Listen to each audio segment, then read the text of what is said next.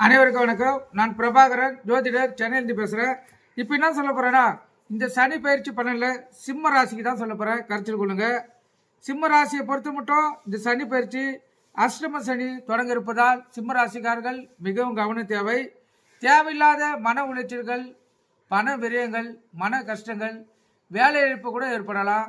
மிகப்பெரிய பாதிப்புகளை கொடுக்கக்கூடிய சூழ்நிலை ஏற்படும். வேலையில் இருப்பவங்களுக்கு வேலை இழக்கக்கூடிய சூழ்நிலையும் வரும்.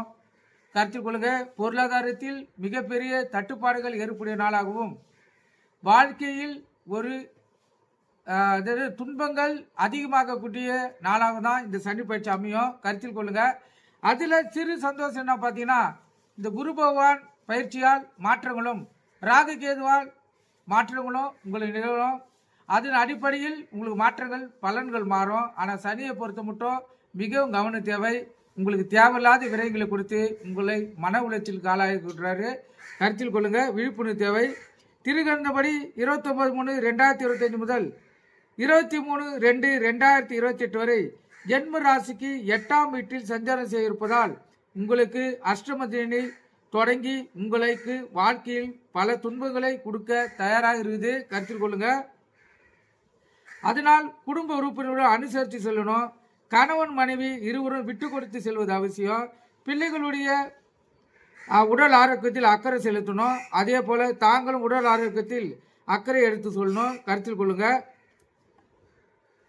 தற்போதுள்ள உங்களுக்கு சிறப்பான நிலை என்பது உங்களுக்கு தேவையற்ற நெருக்கடிகளை ஏற்படக்கூடிய நிலையாக மாறும். பணம் கஷ்டம் மிகவும் ஏற்படும். கருத்தில் கொள்ளுங்க. அதுக்கு ஏற்றாப்போல் உங்கள் வாழ்க்கை தரத்தை நீங்கள் மாற்றிக்கொள்ளுங்க. தொழில் வியாபாரத்தில் நீங்கள் போட்ட முதலீட்டை எடுக்க முடியாமல் தடைப்படக்கூடிய சூழ்நிலை ஏற்படலாம். ஓரளவு லாபம் வந்தாவே சிறப்பு. மேலும் தொழிலை விரிவுபடுத்த நினைக்க தேவையில்லை. இந்த சனி பயிற்சி முடிந்த பிறகு உங்களுக்கு மாற்றங்கள் வரும். அதுக்கப்புறம் நீங்கள் உங்களுடைய மாற்றத்தை நீங்கள் செய்து கொள்ளலாம். அதே போல் உங்கள் ராசிக்கு லாபஸ்தானம் என வர்ணிக்கப்படக்கூடிய 11ஆம் வீட்டில் 14/5/2025 முதல் 2/6/2026 முடிய குரு சஞ்சாரம் செய்ய இருப்பதால் சிறப்பான பலன்கள் உங்களுக்கு அமையும். நீங்கள் எதிர்பார்த்த காரியங்கள் நடைபெறும்.